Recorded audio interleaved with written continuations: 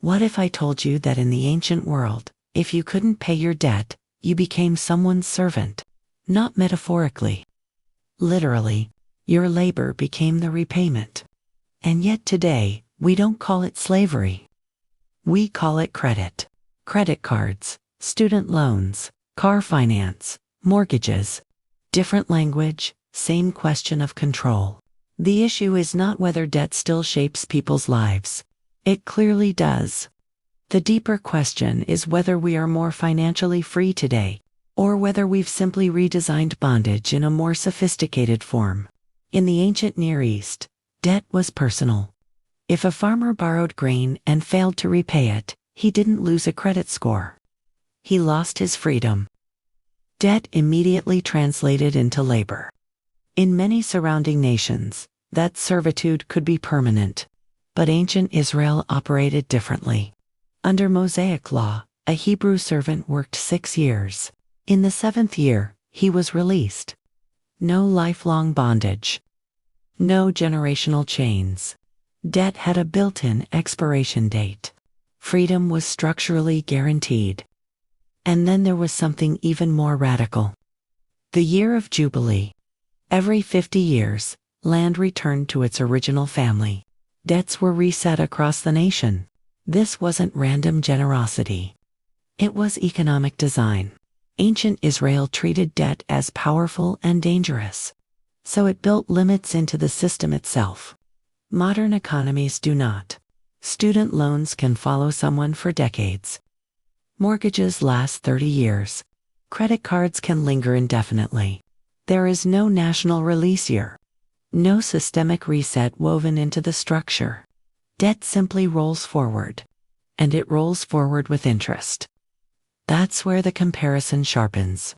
In ancient Israel, charging interest to fellow Israelites was restricted. Because interest compounds power.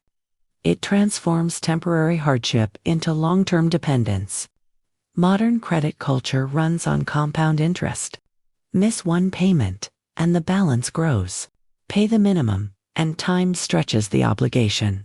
The debt outlives the emergency that created it. Instead of selling ourselves physically, we commit future income streams. We mortgage tomorrow to solve today. And we call that financial flexibility. Ancient debt was visible. If someone was in servitude, everyone knew. It was public, tangible, undeniable. You could see the cost. Modern debt is invisible. You can appear prosperous while being deeply leveraged. The house may be financed. The car may be financed. The lifestyle may be revolving credit. Because debt is normalized. It's marketed as empowerment. Entire industries depend on expanding access to borrowing. But normalization does not remove consequence. Psychologically, debt alters behavior. It reduces risk tolerance. It increases stress. It ties decisions to monthly obligations. In the ancient world, debt limited physical freedom. In the modern world, it limits optionality. You may move freely. But your decisions orbit around repayment. Proverbs states, the borrower is servant to the lender, not poetically, but structurally. Debt shifts power dynamics. The lender sets the terms. This principle scales beyond individuals. Corporations operate through debt markets. Nations borrow from global institutions. Sovereign debt shapes global politics. Debt is not merely personal finance. It is geopolitical leverage. And once you recognize that, ancient warnings feel less primitive and more perceptive. So what truly changed? Ancient debt slavery was visible, time-bound, and physically restrictive. Modern credit culture is invisible, potentially lifelong, and economically restrictive. The chains look different. But they still bind through obligation. The difference lies in philosophy. One system treated debt as dangerous. The other treats it as normal, even necessary. And sometimes it is. Businesses expand through leverage. Infrastructure is built through financing. Debt can create opportunity.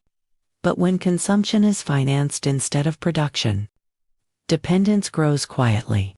And quietly, power consolidates. The biblical perspective never presents debt as neutral. It presents it as weight, as vulnerability, as something to approach with caution. The question is not whether borrowing is allowed. The question is what kind of future you are surrendering, because every obligation reaches forward in time and claims a portion of tomorrow. Ancient Israel built release valves into its economy. Modern systems rarely do. Financial freedom is fragile. Every system determines who ultimately holds power, and whether through labor or interest. The borrower always serves for as long as the debt remains.